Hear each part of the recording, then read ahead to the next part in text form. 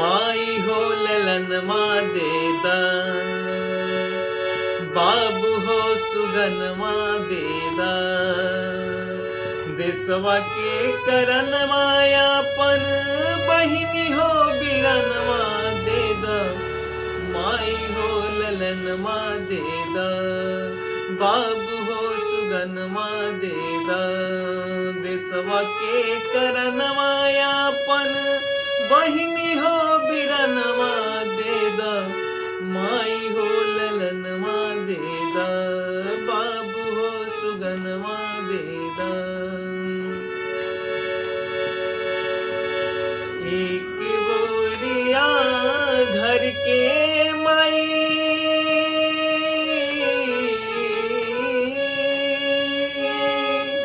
एक बोरी घर के माई प्यार से दुलारे। एक बोरी घर के माई प्यार से दुलारे। सीमावा पे धरती माई हमके बुलावे। दूधवा के कर्जा बेटा हमरो चुकैहा।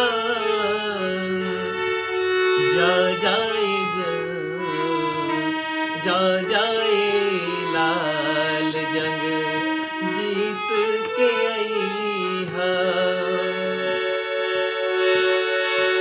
अपने खूनवा के हो,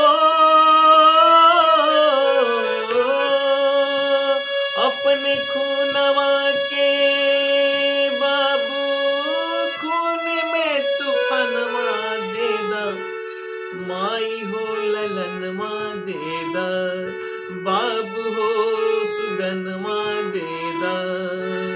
देशवा के करन मायापन, बहिनी हो बिरन माँ दे दा। माई हो ललन माँ दे दा, बाबू हो सुगन माँ दे दा। माई हो ललन माँ दे दा, बाबू हो सुगन माँ दे दा। देशवा के करन मायापन, बहिनी हो बिरन माँ दे दा। माई हो ललन माँ दे दा, बाबू हो सुगन माँ दे दा। धन्यवाद। ऐसे ही प्यार दुलार बनाए रखिए। जय हिंद, जय भारत। और आज गणतंत्र दिवस के हार्दिक शुभकामना आप सभी लोग के। जय हिंद, जय भारत, जय भोजपुरी समाज।